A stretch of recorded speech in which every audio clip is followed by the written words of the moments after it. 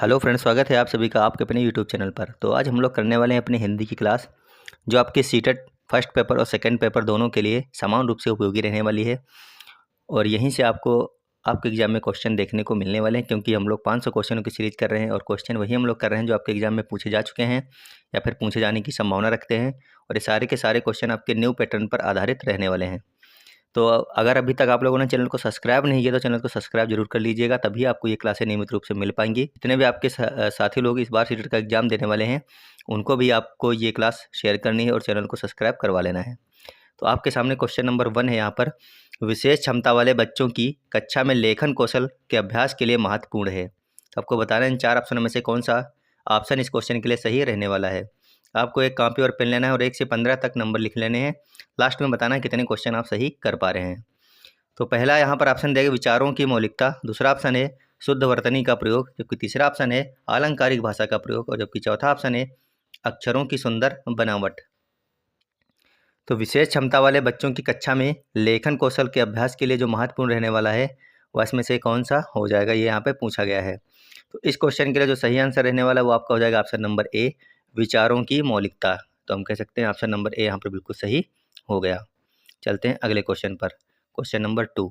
Question number 2 है यहाँ पर, व्याकरण शिक्षण की अपेक्षाकृत बेहतर विधि है आगमन विधि, निगमन विधि, सूत्र विधि या फिर पुस्तक विधि। तो व्याकरण शिक्षण की अपेक्षाकृत बेहतर विधि इनमें से कौन सी है, आपको ये बताना है। तो काफ़ी आसान क्वेश्चन था और इसका आंसर आप लोग कर चुके होंगे। इसका सही आंसर हो जाएगा आगमन की विधि, यानी ऑप्शन नंबर ए इस क्वेश्चन के लिए बिल्कुल सही हो जाएगा। अगला और तीसरा क्वेश्चन है, भाषा और लिपि के संदर्भ में कौन सा कथन सही है। आपसे पूछा गया है कि भाषा और लिपि के संदर्भ में कथन यहाँ पर सही हो जाएगा। ऑप्शन देखते हैं। पहला ऑप्शन है, एक भाषा विशेष को एक लिपि विशेष में ही लिखा जा सकता है, जबकि दूसरा ऑप्शन है प्रत्येक भाषा की एक निश्चित लिपि होती है। ऑप्शन नंबर 3 है, भाषा की समृद्धि के लिए केवल लिपि ही उत्तरदायी है, जबकि चौथा ऑप्शन है किसी भी भाषा को किसी भी लिपि में लिखा जा सकता है। तो आपको बताना है इनमें से कौन सा सही आंसर रहने वाला है। क्वेश्चन नंबर 3 के लिए क्वेश्चन था, भाषा और लिपि के संदर्भ में कौन सा कथन सही है। जो इसका सही आंसर है वह है किसी भी भाषा को किसी भी लिपि में लिखा जा सकता है। तो हम कह सकते हैं ऑप्शन नंबर डी यहाँ पर सही हो जाएगा।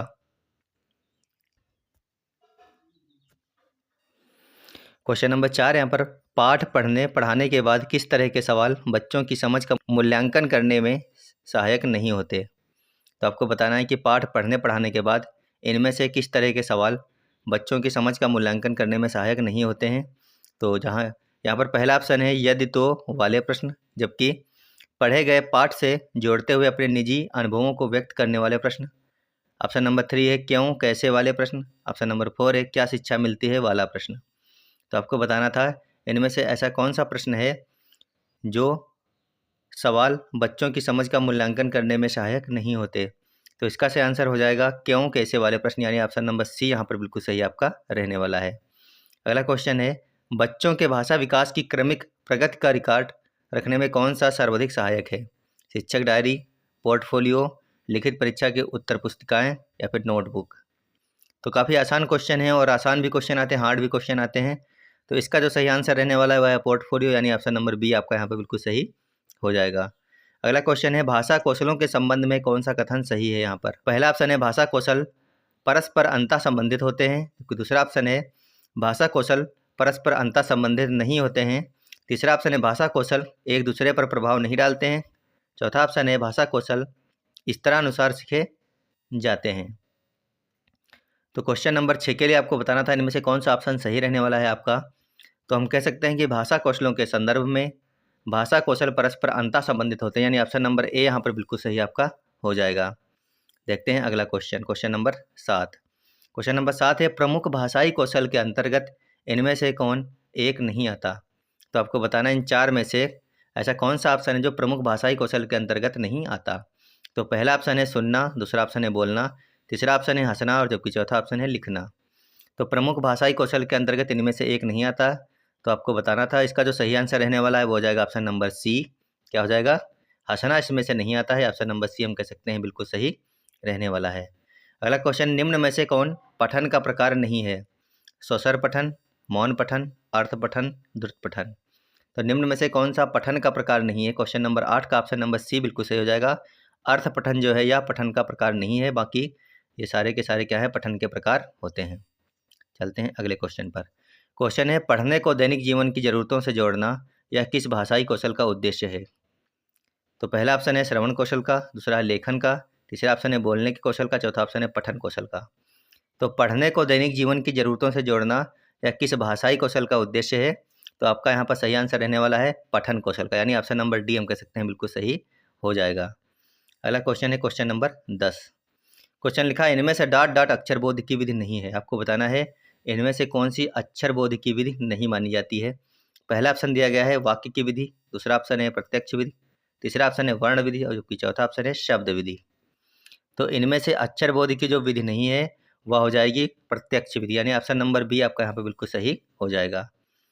अगला क्वेश्चन है, प्राथमिक स्तर पर एक अध्यापिका संज्ञा पढ़ाते समय पहले संज्ञा की परिभाषा बताती है, उसके बाद उससे संबंधित उदाहरण समझाती है या फिर बताती है। अध्यापिका व्याकरण शिक्षण की कौन सी विधि अपनाती है? पहला ऑप्शन है प्रत्यक्ष विधि, दूसरा ऑप्शन है सूत्र विधि, तीसरा ऑप्शन है आगमन विधि जबकि चौथा ऑप्शन है निगमन विधि। तो बहुत ही अच्छा क्वेश्चन है और सेकेंड पेपर में क्वेश्चन ये आपके बन चुका है। तो बताइए इसमें कौन सा आंसर रहने वाला है। उम्मीद है आप लोगों ने आंसर कर लिया होगा। यहाँ पर जो सही आंसर हो जाएगा वो हो जाएगा निगमन विधि, यानी ऑप्शन नंबर डी इस क्वेश्चन के लिए बिल्कुल सही आपका हो जाएगा। अगला क्वेश्चन है क्वेश्चन नंबर 12।